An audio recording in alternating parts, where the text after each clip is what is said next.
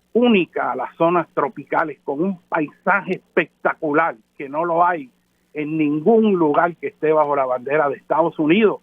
Eso es único de nosotros, ese paisaje del Carso.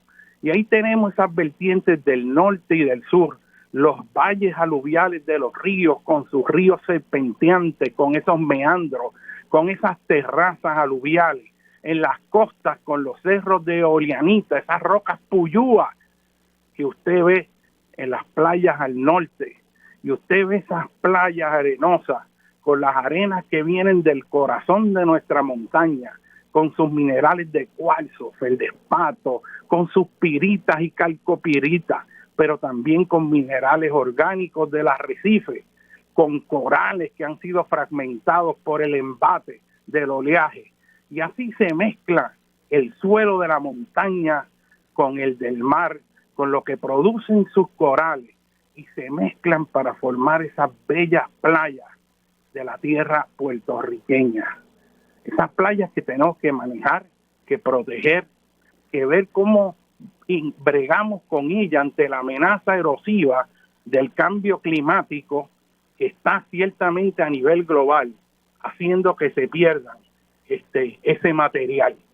Y tenemos que reajustar nuestros procesos de planificación para ponerlos a tono con ese recurso tan valioso. Así que nuestra isla es algo excepcional, y yo pues aquí como que me fui un poquito inspirado, ¿no? Por toda esa maravilla, pero entender eso, conocer eso, es verdaderamente empezar a comprender nuestra tierra y lo que vale.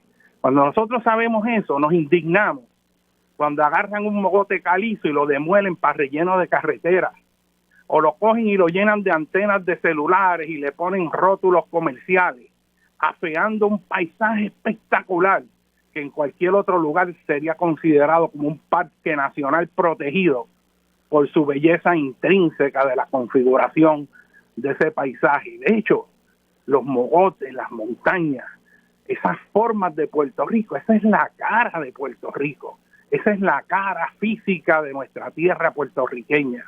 Y venir y borrarla, taparla, rellenarla, alterar eso, es cambiar lo que le ha tomado a la naturaleza millones de años en construir.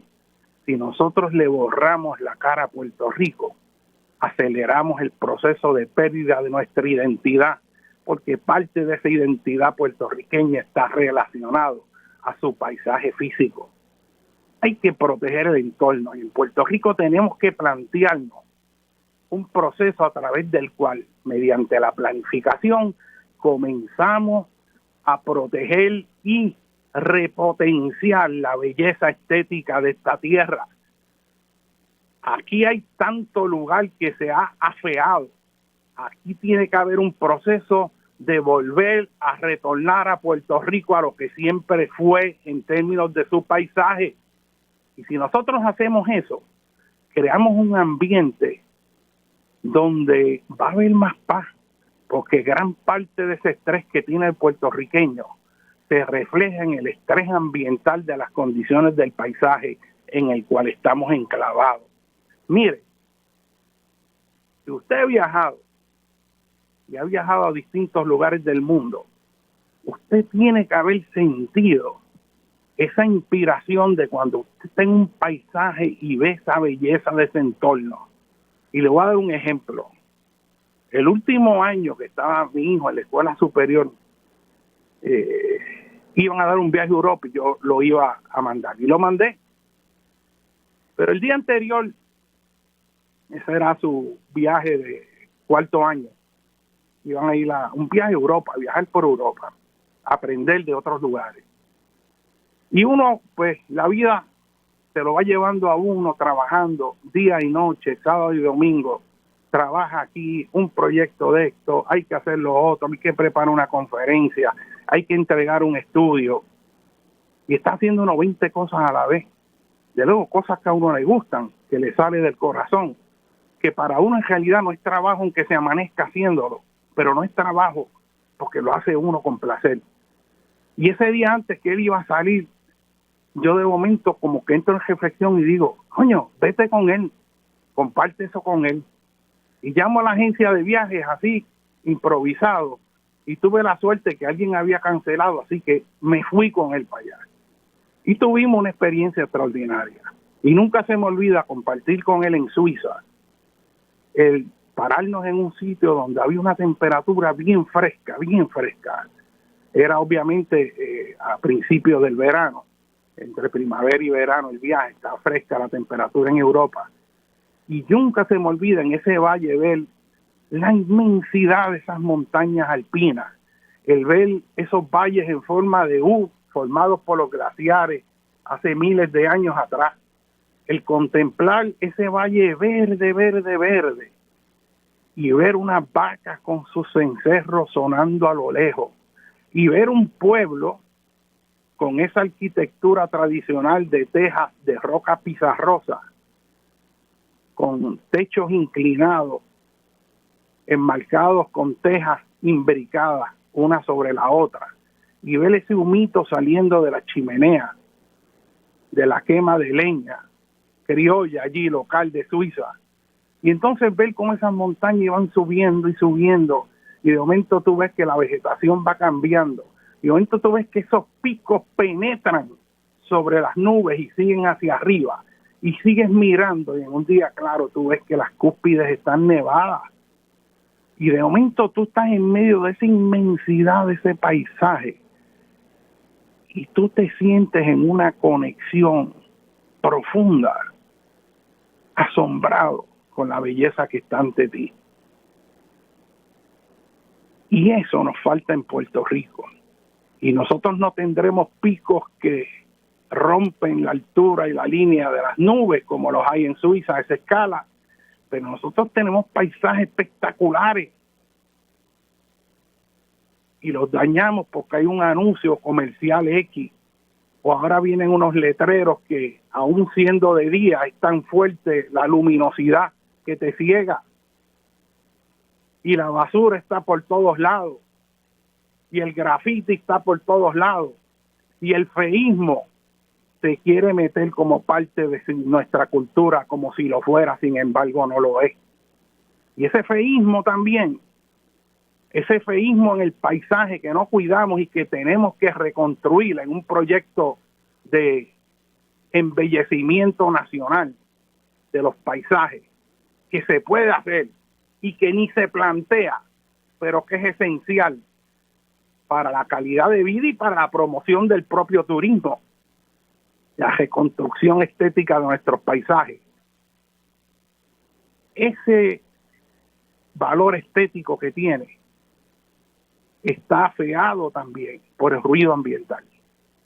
Y es que el problema de ruido en Puerto Rico es una cosa que es desesperante totalmente lo que está ocurriendo en la isla. Y le voy a decir más, esta ley que se está planteando, que es la ley del boceteo, toca parte de eso, pero aquí hay que hacer una discusión sobre el problema de ruido ambiental en Puerto Rico. Eso es algo que es un infierno y que cada vez se pone peor. Y sin embargo, hay gente que nos quiere hacer creer que eso es parte de nuestra cultura, que es que nosotros somos así. Y esto crea un problema muy serio. Piense usted que vive en las áreas urbanas. ¿Cuántas veces los que viven cerca de zonas donde hay comercio, que vienen esos camiones a recoger la basura a las 3 de la mañana, y usted oye el ruido infernal de ese camión con 2 tenazas que engancha un cajón de hierro y acero, y usted oye esos motores cuando levantan el peso de todos esos residuos que hay ahí, y levantan el cajón y empiezan a darle cantazos al cajón para que la basura caiga dentro del camión, y ahí usted está durmiendo a las 3 de la mañana, y hay un maldito camión ahí haciendo un ruido que despierta a toda la familia, que interrumpió el sueño, y hace todo su ruido, y aquí no pasa nada. Aquí no hay ninguna ley que le diga a esos camiones que tienen que hacer algo para amortiguar ese ruido o cómo descargan esa basura. No. Eso viene un camión ahí, coge toda una cuadra y empieza a dar cantazo a las 2, a las 3, a las 4 de la mañana. Porque es en la madrugada, porque se le hace más fácil, que no hay tránsito. y por eso es que salen, pero se interrumpe toda la paz del vecindario, o los que viven en las zonas urbanas cerca de las autopistas, ese ruido ambiental de los camiones tocando bocinas innecesariamente, o los carros que pasan con esas bocinas escandalosas a todas horas, despertando a todo el mundo. O sea, aquí en San Juan, por ejemplo, yo vivo relativamente cerca de la Expreso Las Américas, y hay un fenómeno que se ha dado, y es que los viernes y los sábados y los domingos, de momento eso de las 11, yo no sé si ustedes lo han experimentado, los que viven en esa área, pero a eso de las 11 de la noche, 10, 11 de la noche, se empieza a oír un ruido grave, que es como un bajo, y lo que se oye es un... Y a mí ese ruido se me parece algo así como el ruido que debió haberse oído cuando entró el ejército nazi por Ucrania en la invasión de la operación Barbarroja para entrar a la Unión Soviética, donde miles y miles de tanques, vehículos de motor, motoras, equipo militar iba a la vez en todo ese ruido ensordecedor de ese ejército entrando, generando esas vibraciones que hacen temblar la tierra y las estructuras. Así es que se oye eso.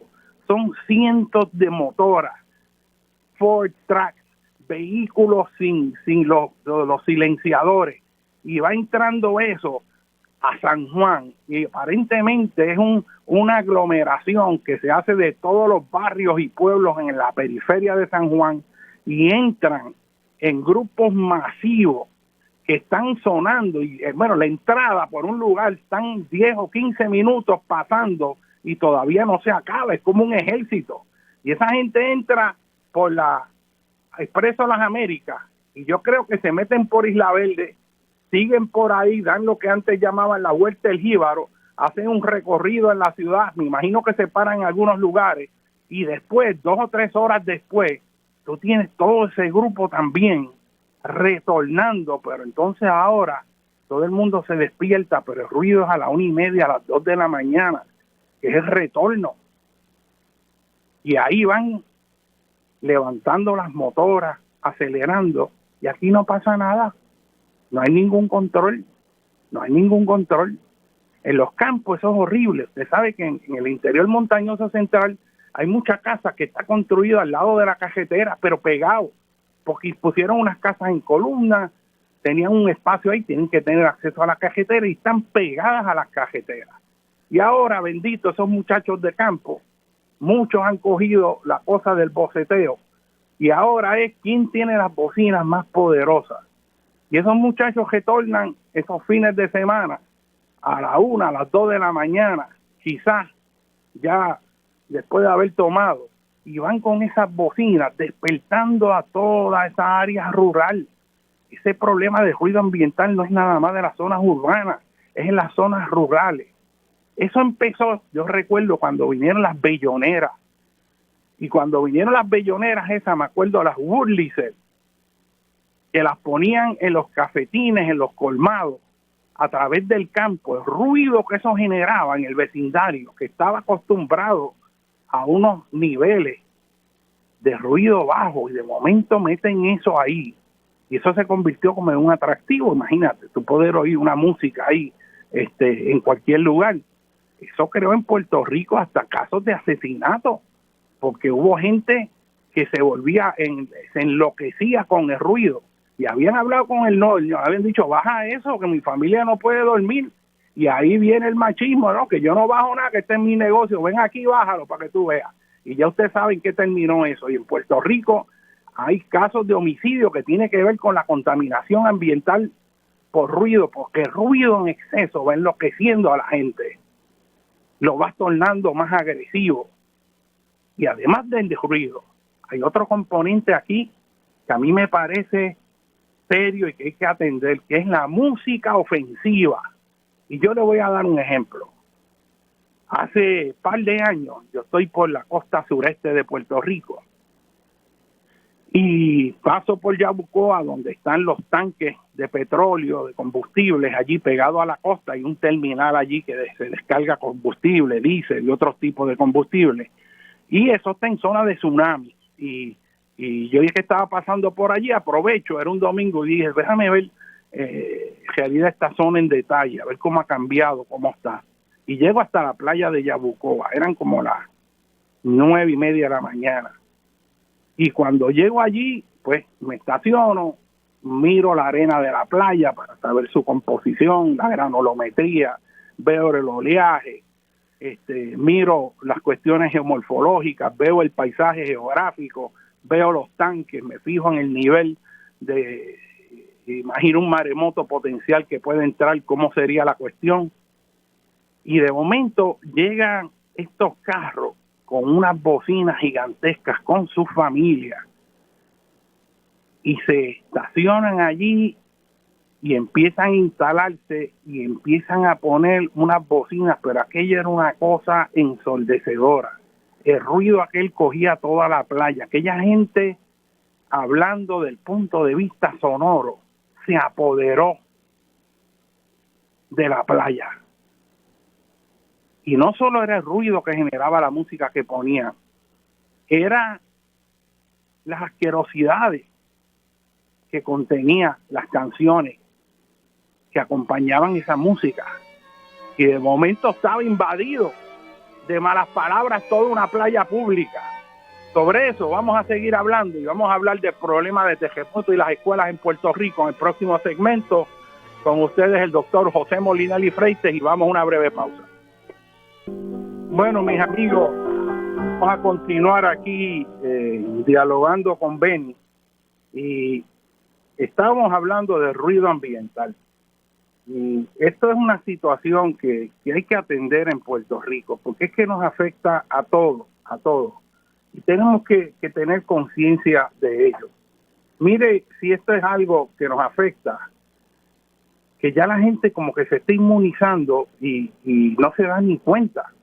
Ocurre como pasa con el sistema del olfato.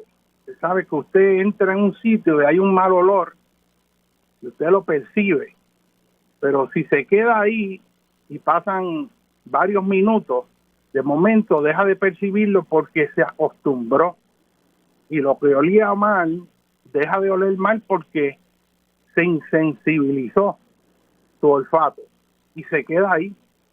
Y de igual manera nos pasa con el oído. Note usted lo siguiente: usted ha ido a una reunión familiar en Puerto Rico típica, y o cuando se hace una agregación de personas que quiere celebrar algo, ¿qué es lo primero que se hace? Se pone una música bien ruidosa. La mayor parte de las veces que yo he ido a un lugar donde hay una celebración X o Y, hay una música, pero no es de trasfondo, es que ese es el centro, es un ruido tan y tan grande que usted sencillamente no puede hablar. Vaya usted a una boda, vaya a una reunión y rápido meten una música escandalosa. Y entonces la gente lo único que puede hacer es quizás bailar, o si va a hablar algo, tiene que acercarse al oído y casi gritar. Y eso es terrible porque la gente entonces termina sin dialogar. La gente lo que hace es que come, baila, toma licor si acaso hay, y después se va, y ahí no hubo interacción social, verbal, de compartir ideas, de dialogar.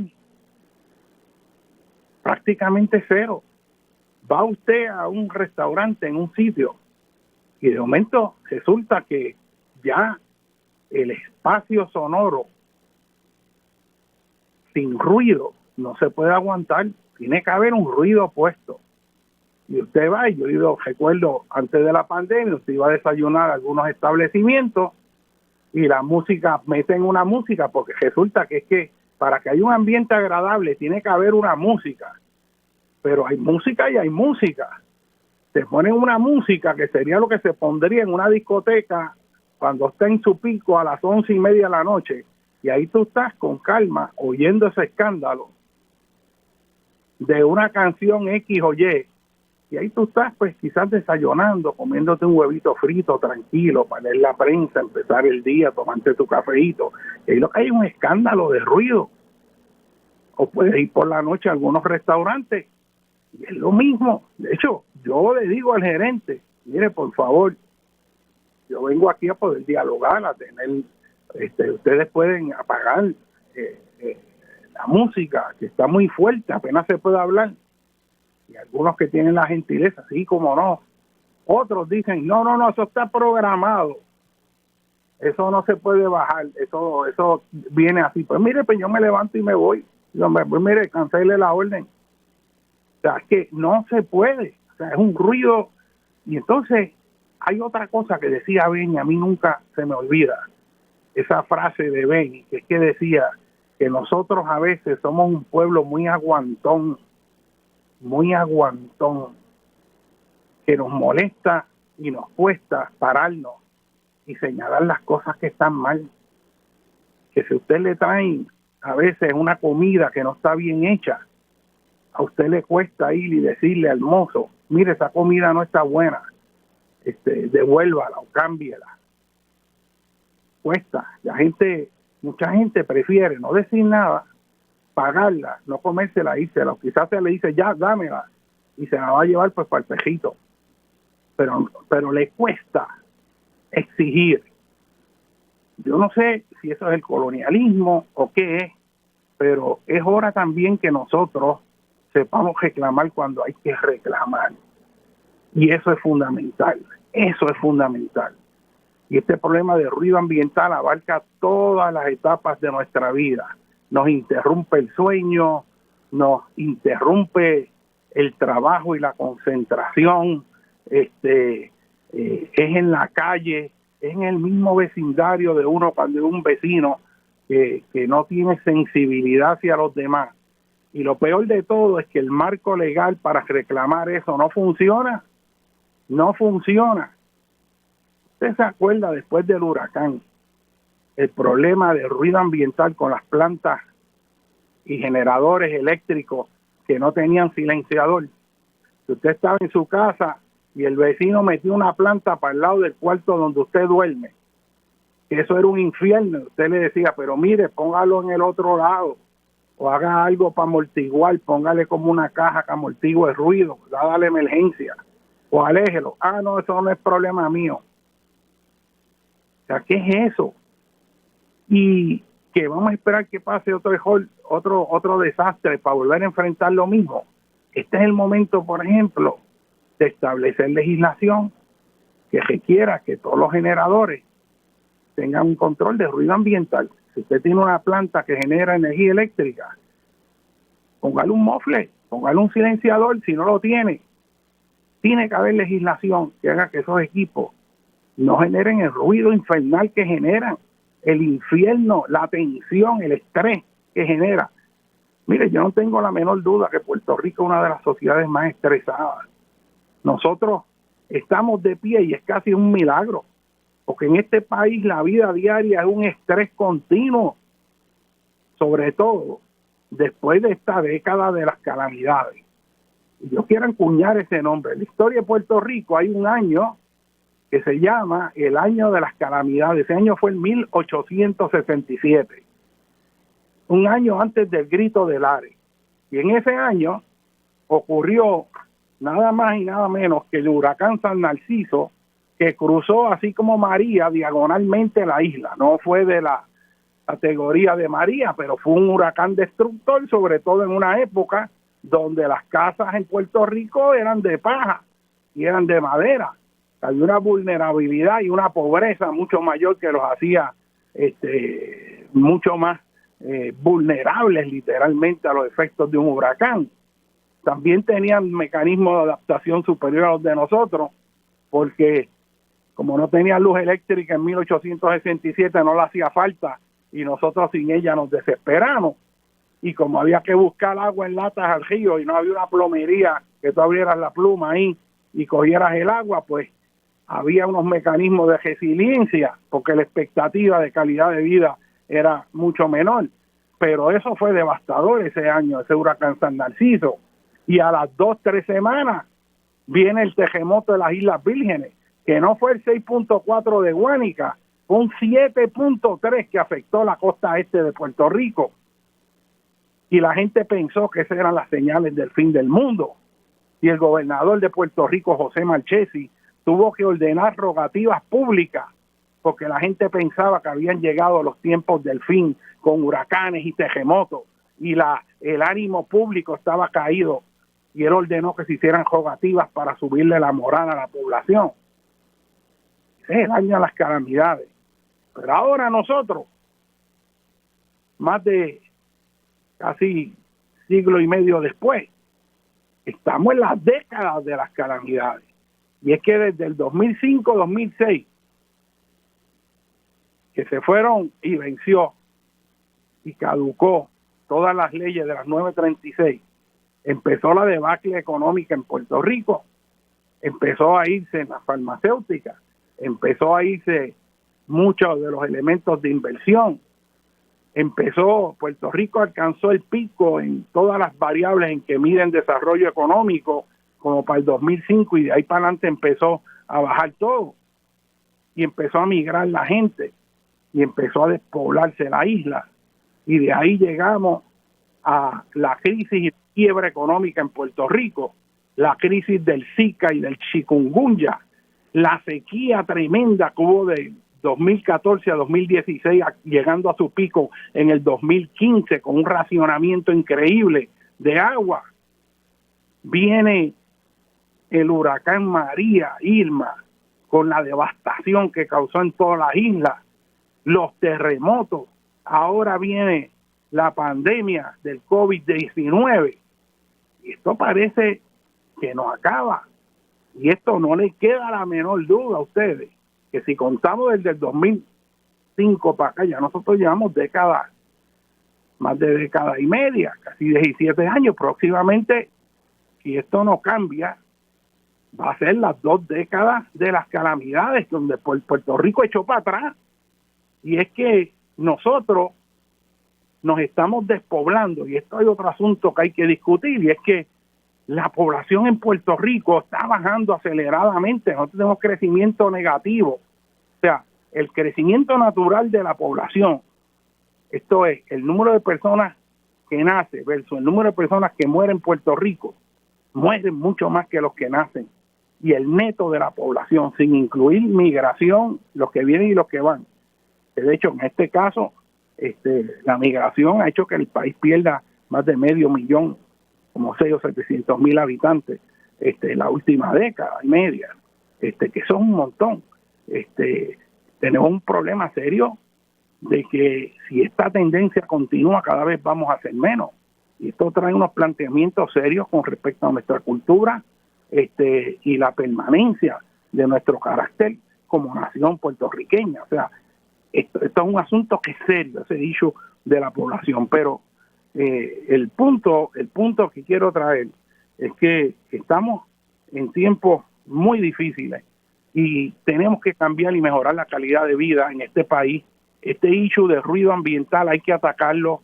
Si usted va a presentar una querella a Recursos Naturales en la Junta de Calidad Ambiental, que con la nueva sombrilla de gobierno los pusieron juntos, cosa que es un error, allí no pasa nada. Vaya a llevar una querella por ruido ambiental y casi se le ríen en la cara porque le dicen, mire, las estivas de querellas que están pendientes, porque aquí lo que hay es 1 o 2 personas para todo Puerto Rico, porque todas esas oficinas se quedaron sin empleados, los botaron y no se reemplazaron, áreas críticas. O sea que si usted va por la ley, además la ley no sirve, porque la ley dice que tiene que haber unos picos máximos de ruido, pero tú puedes tener un ruido bien fuerte, pero si es de corta duración y no es continuo, no hay problema, no es ilegal, pero tú puedes tenerlo intermitente, digamos, cada media hora te meten un pito de eso inmenso que dura 1 minuto o medio, y como el tiempo no tiene que haber una continuidad lo suficientemente larga de ruido para que entonces empiece a violar el reglamento. Miren, en otras palabras, yo no voy a entrar en los detalles. Lo que le estoy diciendo es que la ley no funciona, que ni tienen los instrumentos para medirlo, porque no hay los recursos, y si los tenían están dañados. y que cuando usted viene, los que hacen el ruido cogen y lo apagan y no puede hacer nada tampoco. Y se van, y entonces usted está condenado a una guerra con su vecino ahí, que no tiene consideración alguna. Y los problemas de eso, que ese estrés ambiental puede terminar en una tragedia. Así que esto nos está afectando en toda la vida. Ese ruido ambiental no puede ser nada más el hecho del boceteo, es en la sociedad. ¿Cómo vamos a replantearnos una política de ir descontaminando el ambiente de ese ruido excesivo que nos está afectando? Y ese es el punto. Y en la página de Facebook de Rosana hay una petición que está circulando para que se bregue con el ruido ambiental. Así que busquen en la página, apoyen esa gestión, porque hay que hacer el reclamo. De nuevo, como decía Benny, no podemos ser aguantones. Vamos a exigir lo que tenemos que exigir, y eso es lo que es ser un buen ciudadano, porque somos nosotros los ciudadanos los que a fin de cuentas vamos a reconstruir este país. Pero si no nos dejamos sentir, no va a ocurrir algo que cambie el mal camino que nosotros llegamos. Creo que la fuerza de Puerto Rico en ese sentido está en nosotros. Y según tenemos que hacer ese reclamo, tenemos que hacer otros reclamos. Y yo quiero hablar del reclamo de las escuelas. Y esto es un tema que a mí me preocupa profundamente desde hace décadas, lo vengo señalando. Y yo no sé qué más tiene que pasar en Puerto Rico para que el gobierno se dé cuenta de la urgencia que tiene el tratar el asunto de que las escuelas en Puerto Rico, más de 500 escuelas según el Colegio de Ingenieros, no aguantarían un terremoto fuerte como los que han ocurrido en el pasado en Puerto Rico. Y ahora se está discutiendo que vamos a abrir el semestre escolar, cuando apenas hace un año vimos cómo colapsó la Escuela Superior Agripina Seda con un sismo de 6.4, sabiendo que en Puerto Rico en el pasado han ocurrido sismos de 7.3 en el 1918, 1867, y uno que de hecho es de los que más me preocupa a mí, que fue el 2 de mayo de 1787, que pudo haber sido de magnitud 8 o más. Y eso ocurrió asociado al sistema de la trinchera de Puerto Rico al norte, o el sistema quizás de la falla de los 19 grados. Pero todo ese sistema al norte, de ese margen de placa, de la plataforma de Puerto Rico y las Islas Vírgenes con la placa de Norteamérica, ese margen ahí puede producir megaterremotos que no ocurren todas las décadas ni todos los siglos. Hay registrado en los últimos 500 años, ¿verdad?, ese evento fuertísimo de 1787, pero ese evento puede tener repetición ahora mismo, en este instante que estamos oyendo este programa, o de aquí a 10 años o 20 o más, no sabemos. Pero es que como no sabemos, hay que estar preparados, porque el riesgo que nos estamos tomando es sumamente alto, sobre todo en el caso de las escuelas, que es que están nuestros hijos. ¿Qué padre no da la vida por su hijo? Sin embargo, nosotros estamos mandando a nuestros hijos a las escuelas que no son sismos resistentes, literalmente, y lo voy a decir como es. Lo estamos mandando a un matadero si ocurre un evento fuerte. Y lo quiero decir así porque es hora de que la gente entienda y el gobierno entienda. Y les voy a explicar cuál es el problema. En 1987, un sismo, hubo una actividad sísmica bastante intensa en el suroeste de Puerto Rico, en el Valle de Laja. Empezó a temblar bien fuerte, mucho sismo, pequeño, pero como estaba cerca de la superficie, estaba ocurriendo en el debajo de tus pies, se sentía bien fuerte. Un sismo de 4.8, un domingo, que gracias a Dios, de nuevo, no había niños en las escuelas, que cogió la Escuela Superior de Cabo Rojo recién construida y le quebró las columnas un sismo de duración de pocos segundos. Si llega a haber sido más fuerte o más largo, la escuela hubiera colapsado. Pero cogió las columnas cortas de los salones y las quebró en X, dejando la varilla expuesta, y escupió el hormigón para afuera que cayó encima de los pupitres donde se sientan los niños, bloques de hormigón, hay pedazos que salieron como en patrón de explosión dentro del salón según se quebraban esas columnas por un sismo de 4.8 allí en Boquerón. Y así una segunda unidad también rural en Boquerón. Y había mucha ansiedad en esa área. En ese momento era gobernador Hernández Colón y se estableció una comisión de terremotos para estudiar eso. Yo fui parte por muchos años de esa comisión de terremotos. Y uno de los asuntos que discutimos allí, siempre recuerdo a uno de los ingenieros más respetados en Puerto Rico, José Luis Capacete, una persona de una experiencia amplia. Y José Luis nos narraba que ese problema de la columna corta en las escuelas, estamos hablando de 1987, ya eso se sabía, que el diseño de las escuelas en Puerto Rico era un diseño muy bueno para el trópico.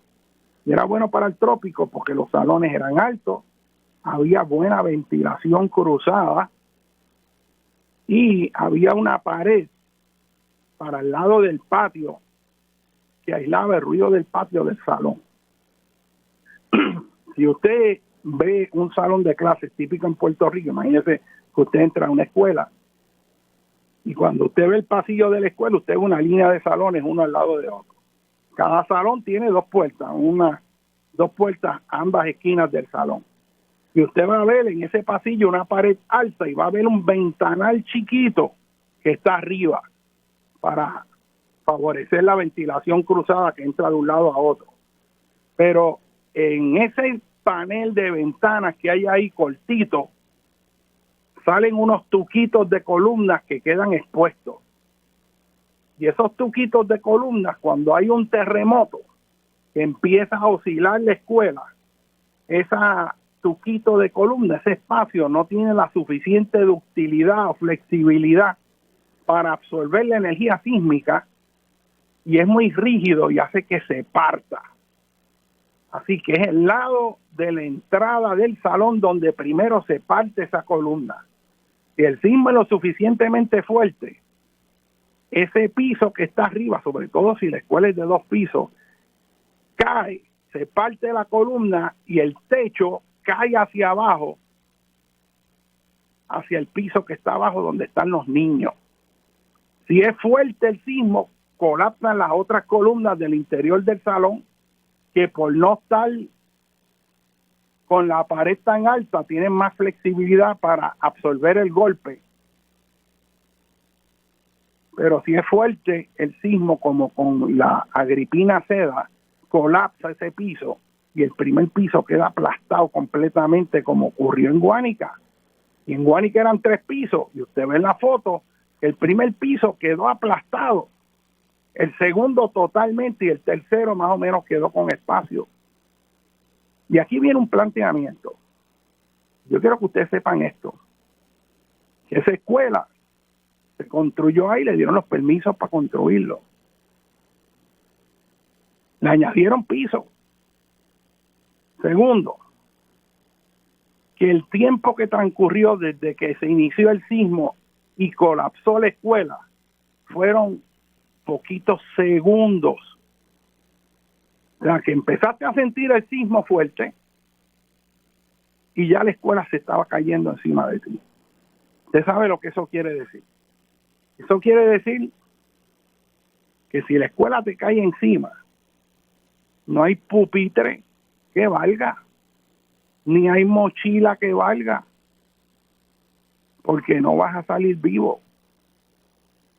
O por lo menos van a haber heridas graves. Quizás tenemos la suerte que queden unos espacios que los niños puedan mantenerse ahí pillados, pero muchos no va a pasar eso. O sea que en un sismo fuerte, esas escuelas de columna corta van a colapsar. Y esta vez fue en Guánica, en un sismo que es menor, más de 30 veces más pequeños que los que han ocurrido en el pasado, si los comparamos con los de 7.3. ¿Ok? Y vamos a mandar niños a las escuelas que tienen esa columna corta, y aquí no ha pasado nada. Porque yo quiero advertir eso. Si tiene columna corta, construida antes de 1987, es una escuela que tiene que ser evaluada y reforzada de acuerdo a esa evaluación. ¿Que cómo se refuerza? Pues hay muchas maneras. El alcalde de Bayamón, por iniciativa propia, yo tengo conocimiento que cogió 2 escuelas, contrató una firma de ingenieros porque el gobierno no se movía y decidió reforzar esas columnas dándole más flexibilidad para garantizar que esas escuelas estuvieran seguras. Y eso fue un acto de mucha responsabilidad, porque el gobierno no se movió ni proveyó los recursos. Y otros alcaldes intentaron hacer lo mismo, no sé si lo hicieron o no, si lograron conseguir los fondos, pero ese asunto está ahí. Y es importante que usted sepa que su escuela, si tiene columna corta, usted, si ocurre un terremoto fuerte, usted sabe que tiene un problema bien serio y puede perder los hijos. Segundo, queda establecido que la administración pasada, el secretario pasado de Educación, junto con ingenieros aquí, que contrató el Departamento de Educación, se encargaron de evaluar las escuelas, pero solo se les pidió a esta firma de ingenieros que evaluaran si la escuela había sufrido daños en el terremoto. Y las escuelas que estaban lejos, si no sufrieron daño, dijeron que estaban aptas para volverse a usar. Así que llaman aptas las escuelas que no sufrieron el daño, evitando lidiar con el problema de que la escuela puede no haber sufrido daño por el terremoto, como estaba lejos, como acá en San Juan, o en Caguas, o en Fajardo, no estaba en Guánica, que el sismo se sintió más fuerte naturalmente. Y entonces dije, pues esta está apta, la puede seguir usando. Pero esto es una situación bien grave, porque no está yendo al asunto fundamental del problema, es que las escuelas no son aptas, porque no son sismos resistentes, y ahí es que está el engaño, y de eso voy a hacer hincapié ahora en el próximo segmento. Estamos dialogando con Benny, José Molinelli, vamos a hablar del problema de por qué no se pueden abrir las escuelas debido a riesgos sísmicos. Bueno, mis amigos, vamos a continuar aquí dialogando con Benny. Vamos a aprovechar esta última media hora porque el tiempo corre rápido y es mucho lo que hay que decir. Y yo comencé en el segmento anterior a plantear el hecho de la vulnerabilidad de las escuelas. Y hago hincapié en esto nuevamente, porque es que como que se nos olvidó el asunto de los terremotos y las escuelas.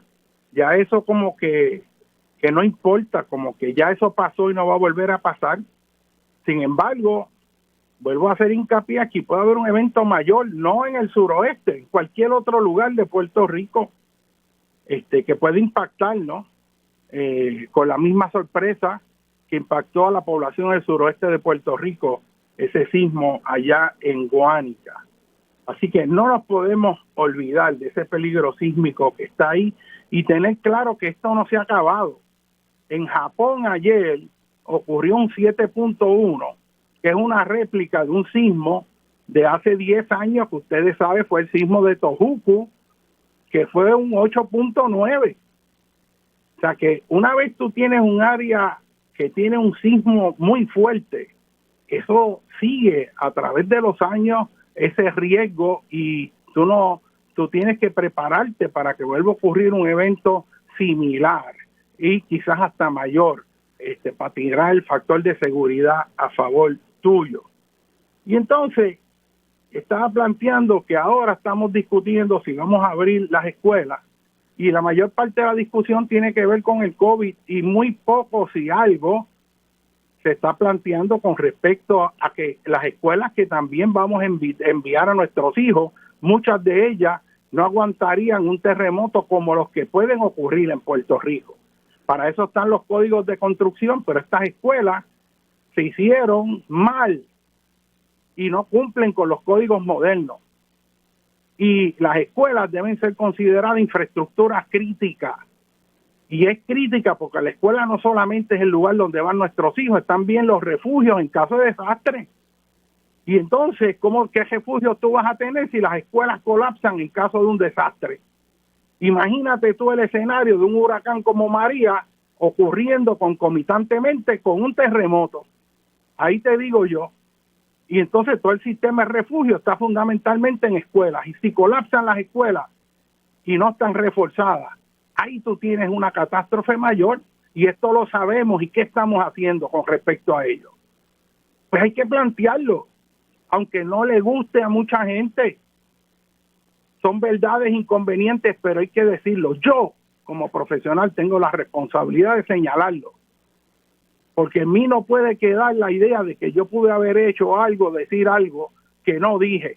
Y quiero quedar en récord, que lo vuelvo a decir aquí y advertir de que hay que hacer con urgencia algo para reforzar esas escuelas. Los ingenieros de la Comisión de Terremotos han declarado que más de 500 escuelas en Puerto Rico no son sismo resistentes, aunque el Departamento de Educación, cuando estaba Eligio, yo me acuerdo, antes de irse en una conferencia, dijo que ellos no sabían cuáles eran las escuelas ni cuántas eran, que eso es totalmente falso.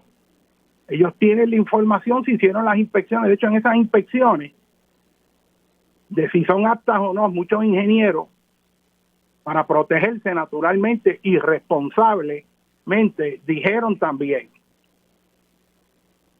que las escuelas eran de columna corta y presentaban un problema en caso de terremoto que había que atender.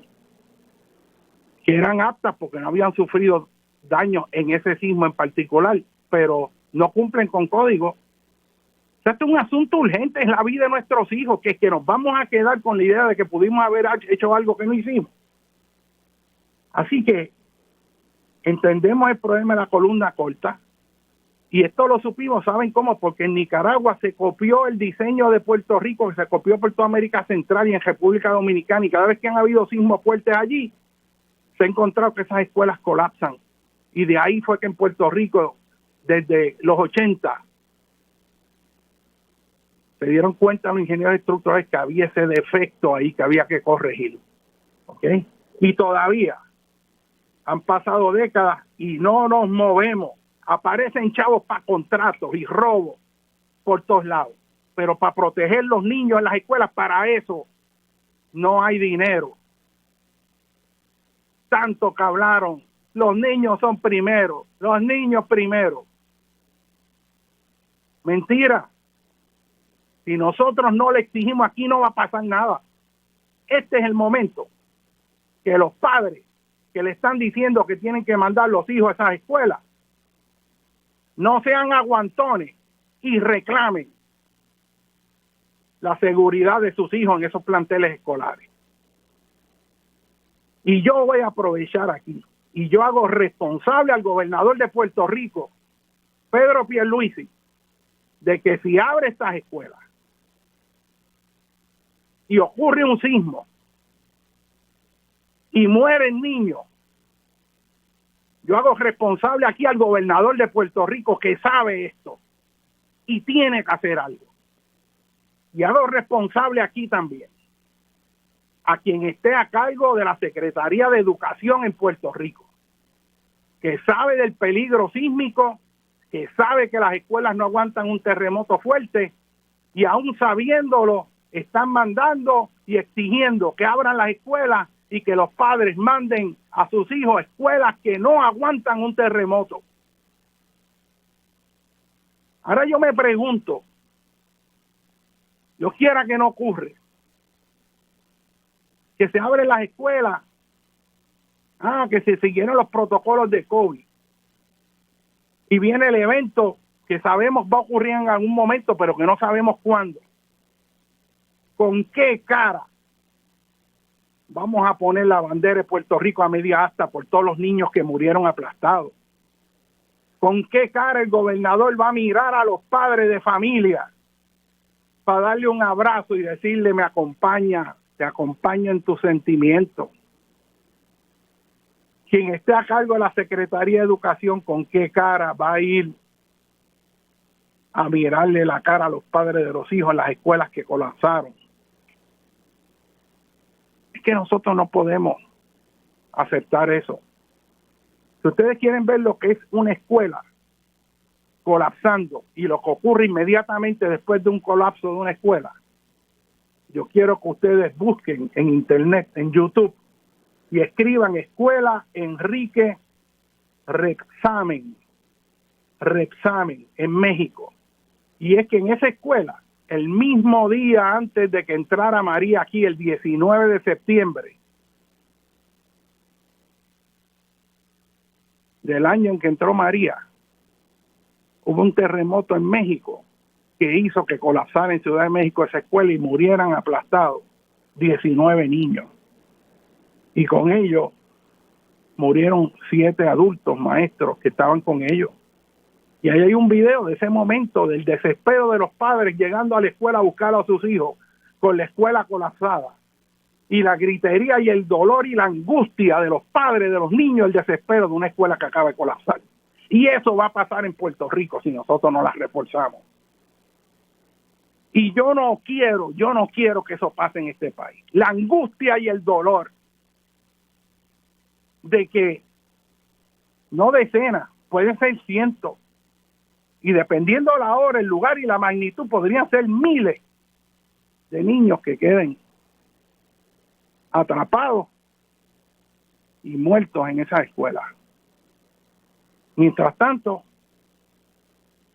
la administración anterior decía, no, las escuelas son aptas, como queriendo decir que no hay problema alguno. Es más, yo le voy a decir más de cómo se está engañando este país. Usted le pregunta a Educación que si están preparados para terremotos, ¿usted sabe lo que le dicen? Nosotros hemos tenido los protocolos para bregar con terremotos y hemos hecho el simulacro. Vamos a hacer simulacro. Y un simulacro es que, pues hay terremotos, vamos a ver, métanse debajo del pupitre y ahora vamos a simular porque vamos a salir del salón, salimos en orden, pero rapidito, esta es la ruta que vamos a hacer y los vamos a concentrar en ese lugar en la escuela. Y usted hace eso y tiene unas mochilas también para caso de terremoto y usted se cree que está preparado, pero es que si la escuela se cae y los aplasta, usted no puede salir, así que eso de la ruta y el simulacro sirvió de nada. Que la mochila tampoco, porque usted está aplastado. Y todos estos ejercicios de simulacro y de mochilas, todo eso funciona en escuelas que son sismo resistentes, y eso es importante hacerlo siempre y cuando sepamos que la escuela es sismo resistente y no se va a caer.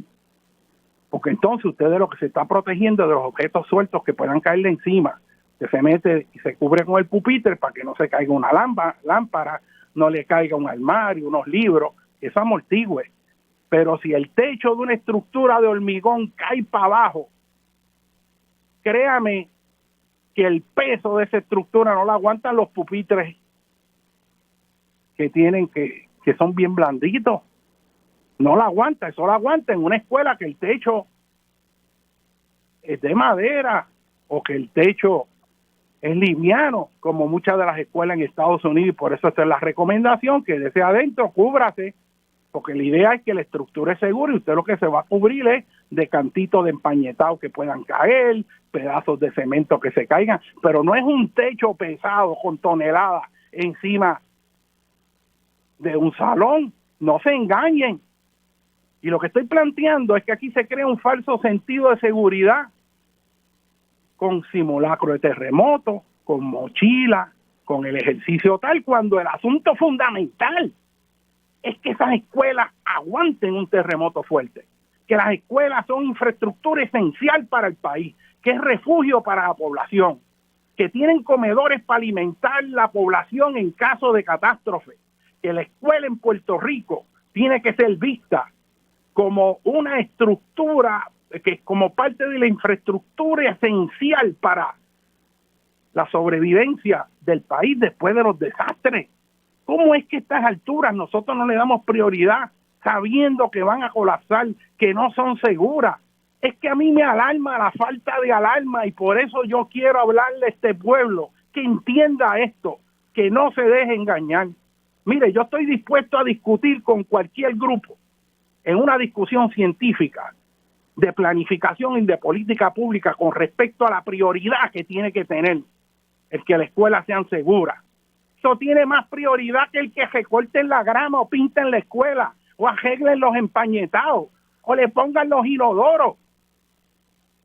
Es clave en este momento que están los recursos económicos ahí, de los fondos de CDBG, de los fondos de los Hazard Mitigation Grant de FEMA, que están esos dineros ahí, que se haga un plan acelerado para reforzar la infraestructura de escuelas. Hemos perdido tiempo como locos.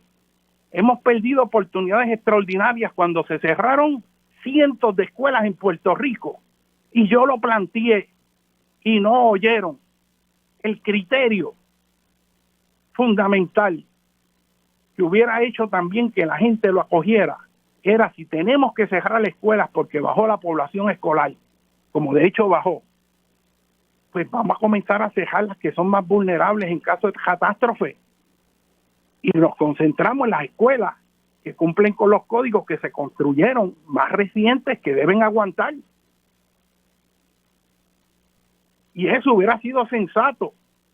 Y si usted le hubiera dicho a un padre, mire, vamos a cerrar su escuela, sabemos que su escuela es de columna corta y no aguanta un terremoto y lo vamos a mover a una escuela que sí es segura, no hubiera habido la oposición que hubo, porque es que no hubo criterio, eso fue a lo loco.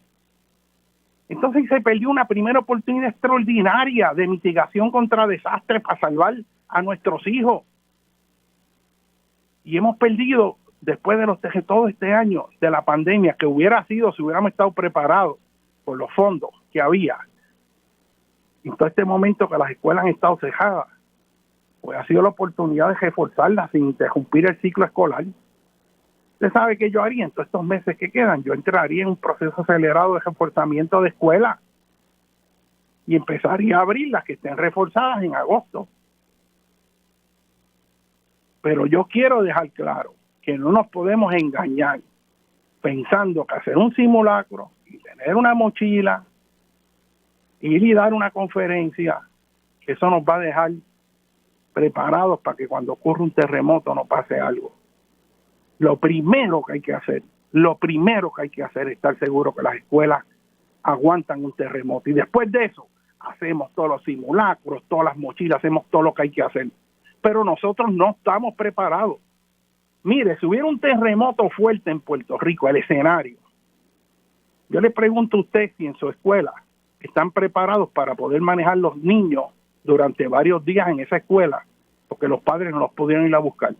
En un escenario de un terremoto fuerte, que colapse puentes, energía eléctrica, que queden aislados los padres, que los niños no puedan salir para llegar a su casa o los padres no los pueden ir a buscar, los maestros se tienen que quedar con los niños en la escuela.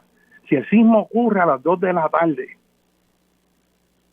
y es una escuela elemental, ¿los maestros van a dejar que los niñitos de escuela elemental se hagan a pie para llegar a su casa? ¿O se van a quedar ahí con ellos? Y si los padres no los vienen a buscar y son las 7 de la noche y los 8, ¿quién va a estar velando por esos niños? ¿Quién le va a proveer alimento? ¿Qué infraestructura e igualdad para atender a esos niños? Esos planes están hechos. ¿De qué pasaría si en un sismo mayor los padres no pueden llegar a buscar a sus hijos?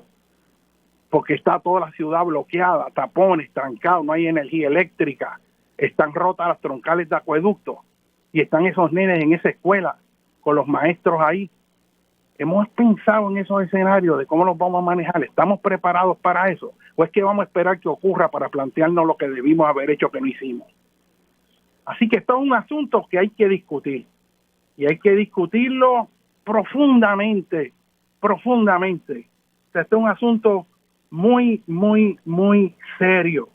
Así que ese escenario es clave. Y eso de meramente decirle a un nene en una escuela de columna corta que si hay terremoto se meta debajo del pupitre y no va a haber problema. Mire, eso no es así.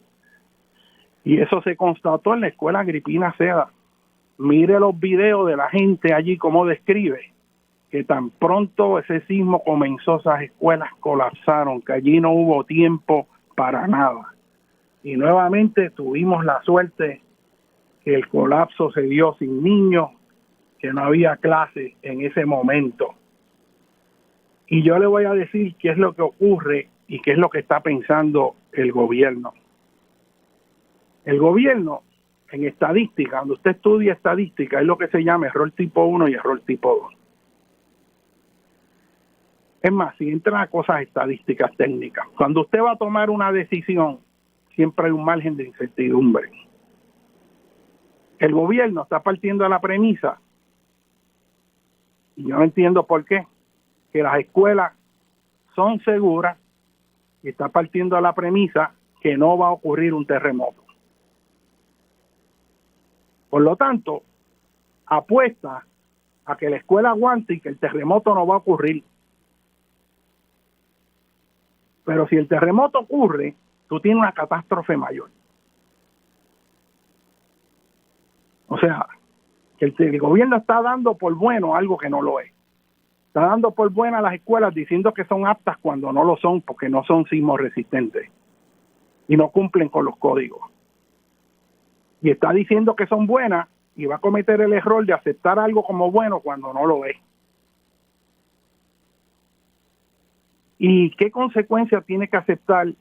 Tiene que ver el uno aceptar algo que es bueno cuando no lo es. Pues yo le voy a dar un ejemplo en la industria. Cuando las farmacéuticas están haciendo medicamentos y hacen un batch completo, hacen miles y miles, eso se coge una muestra para ver cuán buena fue esa fabricación y miden la concentración que se espera que esté. Digamos que hay un medicamento para el corazón, tiene que tener cierta concentración de ciertas sustancias que son claves que estén dentro de esa pastilla, digamos.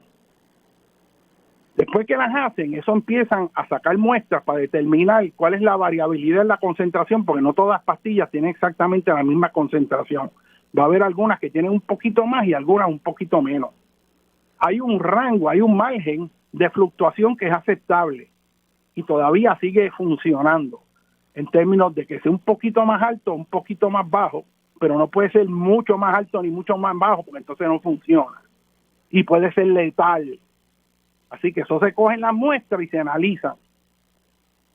Y si hay varias que exceden los requisitos, ya sea porque tiene demasiada concentración o no hay la concentración suficiente, queriendo decir que una persona que se tome esa pastilla resulta que no tiene la protección que debió haber tenido, pues entonces, ¿sabe qué se hace en la industria? Se descarta toda la producción, aunque la mayoría sean buenas, porque están tirando el factor de seguridad a favor de la vida de la gente. Lo mismo se hace cuando se hace un llamado de los vehículos de motor, lo que llaman en Puerto Rico un recall, que de momento llaman pues tantos miles de vehículos porque el sistema de seguridad de las bolsas inflables en caso de accidente se puede activar solo. Y han habido problemas en que algunos carros se la activa solo y tú vas conduciendo y explota esa bolsa ahí y entonces tú tienes un accidente. Pues cuando eso ocurre y se ve que ha ocurrido en 2 o 3, quizás de los millones de vehículos que se han vendido en el mundo, se hace un recall y se pide que se cambien todo porque pone en riesgo la vida de las personas. No se sabe quién. Lo mismo ocurre con el Departamento de Agricultura cuando sale un producto enlatado, que aparecieron 2 latas que tenían botulismo, que estaban contaminadas con bacterias y se recoge todo el lote aunque esté bueno. ¿Por qué? Pues porque usted tiene que proteger la vida y es mejor asumir que todo está mal para estar seguro que no se comete el error de que le cueste la vida a alguien. Usted tire ese factor de seguridad a favor de la gente. ¿Y cuál es la analogía con la escuela? Pues que sabiendo que las escuelas no son seguras, el gobierno está diciendo no va a pasar nada.